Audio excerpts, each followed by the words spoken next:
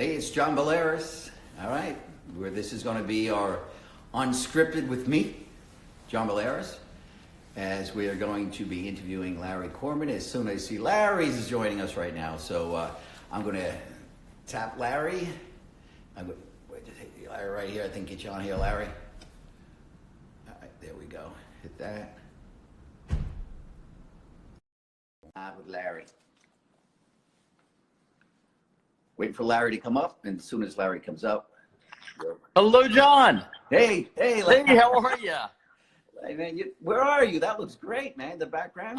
I'm in my house in Fort Washington, sequestered, quarantined. Oh my! Isn't that on 70 acres? It is. You can see a lot of them right behind me. How do you mow that, Larry? As a kid, I mowed it, and I mowed it so often that when my parents got divorced, I ended up with the acreage. Wow. Now I have somebody else mow it. That's some cool design. Is it a Kahn design or is it architecture? Yeah, design? it's the last residential commission by Louis Kahn. I'm one of the few kids who didn't mind his parents getting divorced because I ended up with the house. So it started in 1971. It was completed in 73. He was here with his wife, Esther, and they were sitting right by that fireplace, and they had a conversation before he flew to Bangladesh. When he came back is when he passed away. So he was going to open the house up for Institute of Contemporary Art, and said it was the Philadelphia Inquirer was here and they did a tribute to him.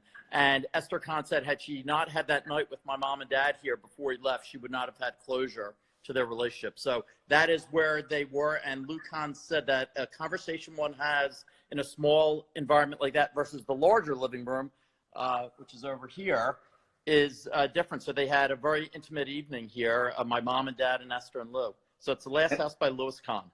There are worse places to be quarantined, John. Yeah.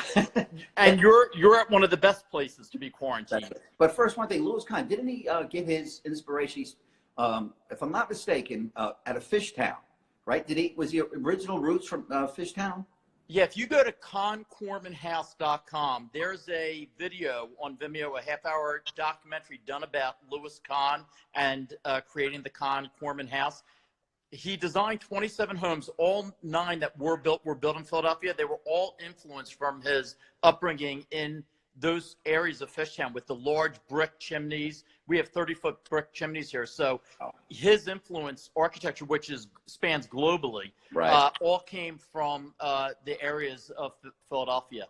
Yeah, the stone, the stone, the factory look, the stone. I got that. Yeah, but let me introduce everyone to Larry Korman here, and then we'll talk about the beautiful view here. Larry, by the way, it's not Richard Gere, just in case you're thinking that I got a real exclusive with Richard Gere. He was very sick. I think he had a little of that touch. Oh, really? Early on, about 4 weeks ago, I talked to him.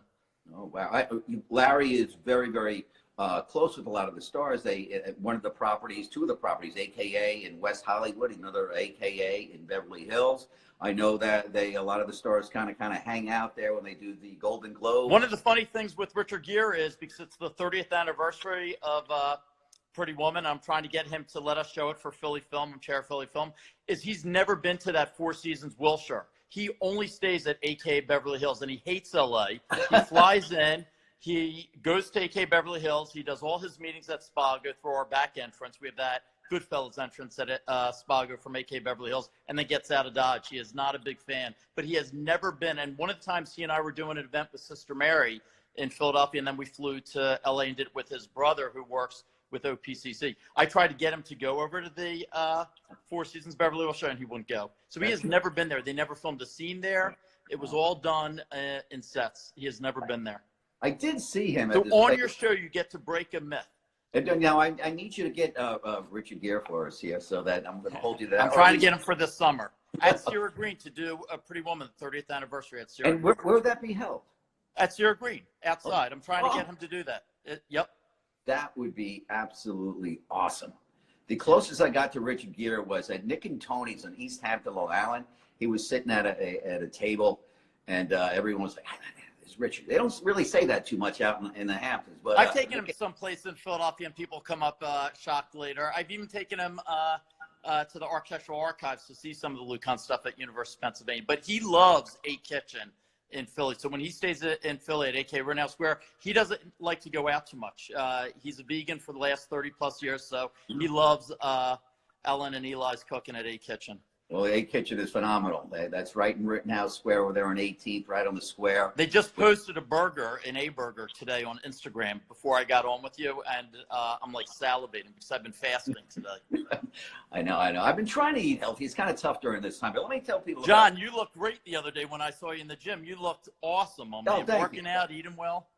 Yeah, I was working out diligently, like for 5 days a week, 6 days a week. Until we closed the gym, right? And then the gym closed. And Evan, the managing director, would not give me a secret key to get in. You got to do like chin-ups on a tree, push-ups on a park bench. I work out there on the Penn campus. I do the run. I went up and down the stairs like Rocky. I play the Rocky music, keep myself going, and that's what I do. So Larry Korman is the president of AKA, for those of you that don't know Larry. He's also the co-CEO of Korman Communities. I think you have $1.5 billion plus in properties globally with 7,000 luxury residences. Globally, I think you have over 2 million square feet of commercial space. And when I think people really don't know, Larry, the AKAs, they're here in Philadelphia, of course, Rittenhouse Square, in this beautiful 46 Beacon Tower, this shining light here in the city of Philadelphia on 2929 Walnut. But also, you have AKAs in New York. I think there's 4 locations there. Central Park, Times Square, Sutton Place, United Nations, D.C., the places, AKA is the White House. And then, of course, you have L.A. with the Beverly Hills, West Hollywood, and you have also in London. So, and again, it's a Philly-based real estate company. And, we know everything that's going on with COVID-19.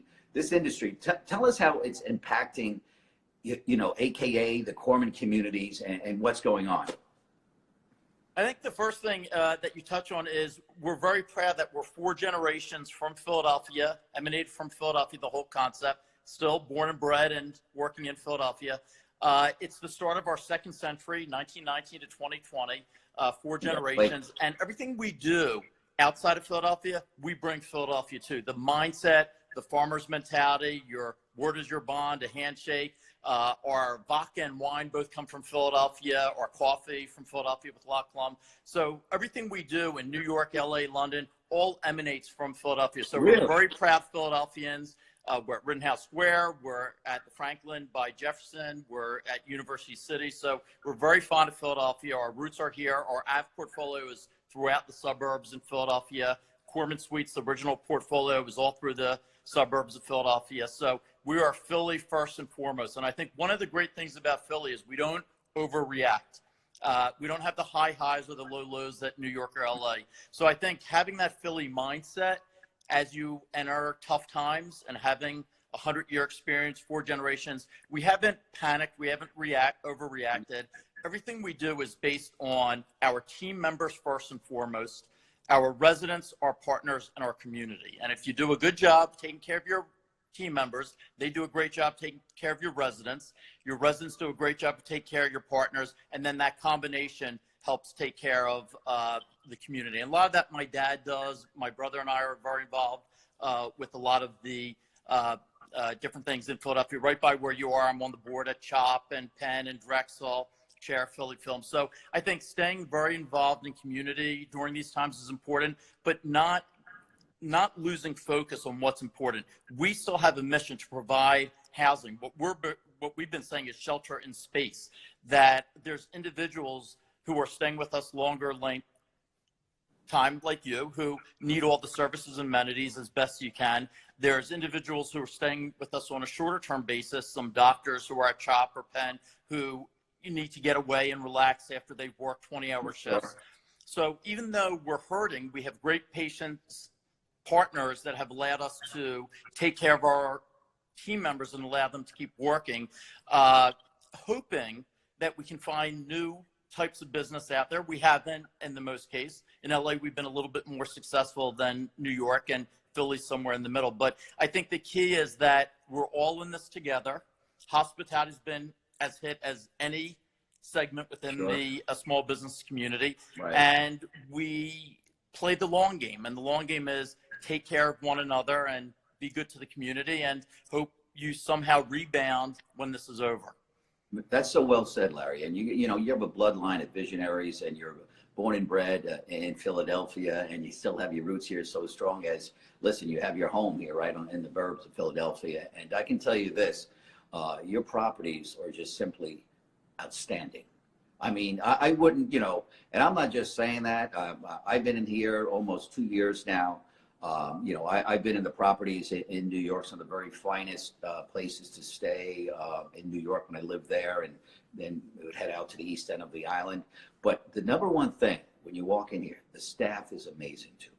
They're 24/7, welcome home, smile on their face always. And during this time, they couldn't be more warm and friendly when it's a really tough time. The brick and mortar always comes second. It's always about the individuals that make up the team and how you're greeted, how you're treated. And today's world, cleanliness, the fact that our team are so focused on the attention to detail and the cleanliness and presentation, that's going to resonate in this post-coronavirus time period. And I think people who have stayed in other people's apartments or looked for a lower price, I think what's going to matter most going forward is cleanliness, presentation, sanitizing common areas, professional housekeeping.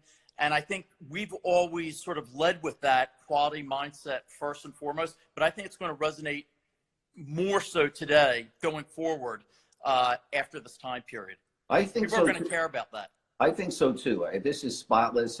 That's going to be a big plus moving forward. This building, when you come in, just so you know, this is the first vertical neighborhood in Philadelphia. You got everything here. You have a restaurant, Walnut Cafe on the very first floor. Please give Jerry Sweeney credit for this. We are part of his vision. Jerry Sweeney has an amazing vision for Philadelphia, for West Philadelphia, and we're proud just to be a part of what he wants to accomplish there. So we're just one spoke of that wheel that Jerry has a vision for, but it really is a cool concept, this idea that you can work, play, and I think people are going to work differently. I think they'll have office space or floors within an office building for services, secretarial services, podcast booths, conference that you can rent an hour a day, and residences like ours having workspace within those residences, whether you're there for a week, a month, or a year, are going to be important also. So I think Jerry was ahead of the curve, and we're trying to do other variations of this, not only in Philadelphia, but in New York and LA and London.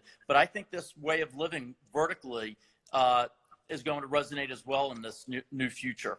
Oh, without a doubt. This is the 6th square of Philadelphia. Rittenhouse Square, Logan Square, Washington Square, and University City. Everything is migrating northward here. And this it's so funny that they had this artificial line of a water cut off a segment of Philadelphia, University City, when you have your train station, your 2 best universities, and some of your best hospitals, chopping one of the best hospitals in the world, Penn, Drexel, 30th Street Station, all on that side. So again, Jerry was a visionary to think towards that, but it really has become the 6th square of Philadelphia. It's the hottest property right now in Philadelphia, including the suburbs, University City. I mean, I love it. The square here. I mean, I walk up to 32nd Street. I got some great restaurants right there. I go to all within a couple of blocks. This is its own community. I call it the gateway. You know, there's a sign. You know, it's where Meek Mill went when he got out. He went right to AK University City.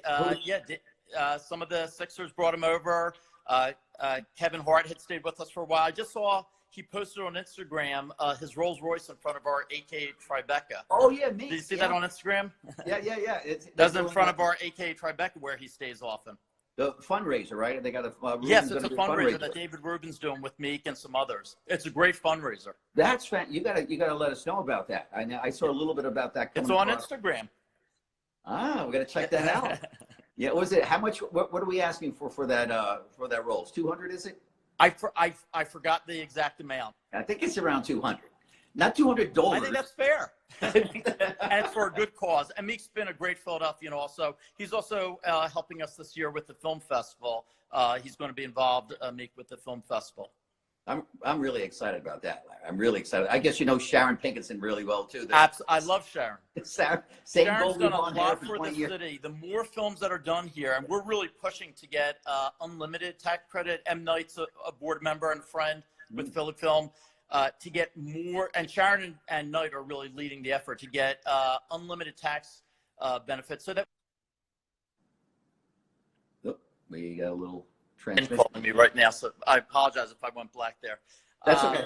Go ahead. But anyway, they're trying to get more tax credits for more films. And right now, so many filmmakers who love Philadelphia don't want to go to Georgia because some of the abortion issues that have been passed there. They'd love to come to Philadelphia, but they are driven by these tax incentives. And the quid pro quo, the amount of taxes they get versus what it does to the city of Philadelphia it's not even close. Michael Nutter's on our board now. He's helping explain that quid pro quo, that it's not a state tax. It's something that benefits the entire tax. Restaurants, hotels, businesses, pride within Philadelphia. Imagine Philly without Rocky running up the steps. It helps the art museum. It helps the whole city feel good.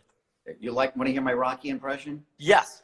How you doing? I'm feeling very good. You know what I mean? I think you and I can be some good coconut. Absolutely. I think you're in the next movie. They all stayed there at AK University. You saw Dolph Lundgren and all them while you were there. Yeah. And I tell you Michael and all them. Yeah, I walk in here. I'm like, I mean, oh, I know that guy, that star. I know. Here's a good story. I can say this. I was in the elevator, and Tobias Harris, one of the secretaries, he's in the elevator, and I say, hey, Tobias, hope everything, good luck with the season. This is before everything, shut down. And then I go, we're from the same hood on Long Island. He goes, yeah. I said, yeah, Iceland. He goes, Iceland. He goes, yeah, I was born in Good Sam. That's what he said. I said, I was born in Good Sam, probably a little bit before your time. So we had that conversation coming from like the 45th floor down. So it's just a great play. I mean, I fell in love with this. Well, we had JJ Redick stay with us, who's a fellow Dookie as well. And the Sixers management wanted any new player to stay, not only at AK University, but mostly because JJ was here because he was such a great influence for them. JJ was a great guy. There's complimentary coffee and tea in the morning here every morning from 6 to 10 and then from 7 to 12 on the weekends. And I'd see JJ early in the morning in front of the computer having coffee and then rambling away on the computer. So this, for me, I like instant gratification. I don't have to do anything. I'm all about convenience. So I can come in, be home, be greeted, get my cleaners out the same day, come back the same day. The cleaners go out in the morning before 9. They're back by 7 o'clock. I have my meals nearby. I have my. Well, we'll give a shout out to Evan O'Donnell because Evan O'Donnell has really brought the program to the highest elevation. So he is the best and has done a great job there. Evan is class. He's on top of everything. He really is. He's that 4 seasons background, and then he was for the first 8 years of AK Rittenhouse Square, and now has been there since really a year before AK University even opened. He was involved in the architecture, every element he was involved with. Yeah, don't take him away anywhere else. I don't put him out in Hollywood or LA. I keep him here. I think his wife Nicole and his 2 daughters would prefer that as well. But we do have other plans for him in addition to AK University. He is a capable young man. Yeah, he's great. Evan, aces. Let me ask you, so what do you do personally during this time? Are you exercising out there on the grounds? Yeah, I've actually exercised a lot more this past month than I have in the last 10 years. Somehow I've gained weight though, but I keep reminding my wife that must be muscle weighs more than fat. But I'm eating well, I'm working out, I'm jogging, I'm doing pull-ups and chin-ups and push-ups and stuff. So it's been good. In that sense, it's been good because I was just running. Nonstop traveling, running, right, not running as in the good running, just I know working. what you mean. So it has been a step back, and having my boys and my daughter home has been great. There's silver linings within all these things, and I think there's going to be incredible opportunities for all of us after this. Out of the darkest of times, some of the best things can happen. You know that, Larry. Some of the Completely greatest agree. ideas come the best visions, and we all start to rethink. It's kind of reboot on life a little bit right now because we're all in this together, not just in a city itself, but globally. And this will reboot us, gives us back in touch with kind of family values as well, and rethink a little bit how we're going to move forward as we move forward, because homes, no matter what the housing industry, we got to live somewhere, right? We got to stay somewhere. If you're going to stay at AKA, you have the most flexibility in the world because you can stay for a day, you can stay for 2 days, you can stay for a month, you can stay for 3 years, you can stay furnished, unfurnished, hotel services, anything you want is the flexibility here, and that's what I love being here. And I bring up the clients that are looking to buy in the city of Philadelphia or building or getting ready to move into, let's say, the Laurel or something in a couple of years. They're staying here. They're getting used to the city, and this is the perfect place to do that. It's a great transition for something like the Laurel. And a lot of people want that flexibility of not owning and having to take care of it. They want that flexibility. So, again, we don't try to be everything to everyone. We try to stand for something specific, and I think it's really that weekly, monthly, annual lease. If somebody wanting a furnished residence, wanting the services and amenities that are unique to a longer lane stay, but it's that blend between a condominium and a hotel. And let me give you something that I think you're really going to love. There's a client that called me from New York, Long Island, and he knew me from, I was doing television news in New York, and he goes, John, I see you're on this AKA luxury listing, and, his little girl was diagnosed with cancer and going to be at CHOPS. What do you think? You think? I said, listen, Larry, this Lenny, his name, excuse me, Lenny Montalbano. And I said, Lenny, it'll be great. All right, it's a real tough time. He was here, I guess, for a good year and a half on and off. And he said, this place, if it wasn't for the warmth, the people that took care of everything, his needs when he pulled up in the car, always knew his name. And he said, I've never felt so good. And it helped me through the darkest time. And that little girl going through operation after operation at CHOPS Hospital. And he said, it was a lifesaver. And it really, really was. And he truly, truly meant it. And we First had of all, I don't think there's any finer place in Philadelphia than Children's Hospital. And the leadership there at Madeline and the whole team there are simply amazing. So I have a lot of friends who have both stayed with us and gone through the program there. There is a complimentary element to it because the old option was staying in several hotel rooms. The child doesn't feel good. The mother and father are in another room. They send out their dry cleaning. They go downstairs to the lobby. Here they live in a home. So it's their home away from home. So the idea that they are living under one roof, they're doing the cooking and cleaning within the residence. They can sit in the living room and watch a TV together. They can just veg and not have to deal with the public and cook a meal and eat breakfast together. And then literally go over in the Tesla to CHOP and be there in 2 minutes and have whatever they have needed done. So I think they have enough stress and tension. Our whole goal is to remove that chaos when they're with us and create a sense of calm. That's ultimately what we're providing for those families. And Larry, I just want to say this. You're the ultimate visionary. And here's one of the visions, as you can see with Brandy. That is absolutely, we picked the right night to do this, John. Isn't this beautiful? Isn't it? Beautiful. That's gorgeous. This is one of the units here at the AKA. And this is on the 30th floor. They go all the way up to the 46th floor. What Brian has done to the city, Comcast, I'm looking at the 2 Comcast buildings. Thank God we have somebody like Brian Roberts in Philadelphia. It's amazing because those buildings have really elevated the city as well. And our views. You have Jean-Georges, you have Vernick. This city has exploded. Philadelphia is a hot, hot city. It really is. I came from New York, and this is my home now. This is not my second home, but my home. I don't care where I go, whether I go to London, LA, New York. I love them while I'm there. I can't wait to get back, and I love Philly. I feel the same way. It's our home. Yeah, Larry, I just want to thank you, too, for everything you've done here for Philadelphia. You give back so much. I know I see what you give back to the city and all the things that are not known. And I know what you do, and you give back, and you're all about Philadelphia. You're a visionary. Through the family history was nothing but that vision. I'm a great visionary. I always believe in looking at the mountain and trying to climb the mountain. It's never easy. There's many obstacles in the way. You slide back down, you get back up. A true champion gets knocked down. If you've never been knocked down, and once I got knocked down, I got back over the canvas or the champion. So you ever been knocked down? These are the times to test that medal. These are the times. Exactly. And this is where we need leaders like you. And that's why with the show we're doing now, Unscripted, is about leaders, visionaries, and celebrities. And I love to see the inside of the lives of people like, they feel like they may be up here in this pedestal, but they're really right here with us, that walked on the same ground together and put our sneakers on together. And you're one of us. And it's just great to be able to sit and chat with you. I've never really, I see you in and out, and you're always going somewhere. So this is the first time we really got the opportunity to kind of sit and chat a little bit and find out more about you and the family and the visions here along with Brandywine. And I just think when this goes away, I think just the excitement of coming back is going to be extraordinary. And I think people will be reevaluating. Everybody will have a heightened sense of appreciation, John. I really appreciate everything that you're doing and have done for us, personally and professionally, my friend. Oh, that's all right. Thank you very much. Thank you for the opportunity 2 years ago when I interviewed with you and Evan, and you gave me an opportunity. That's all I needed. And you have been awesome, my man. I really, really appreciate it. I really, I'm always going to be super loyal to the people Thank that you, give my me the friend. opportunity. And thank you, Larry. You're a great man. Great family. Best of luck, All right. and continue doing well. Thank you, man. Be safe. Thanks. Stay You healthy. too. Bye-bye.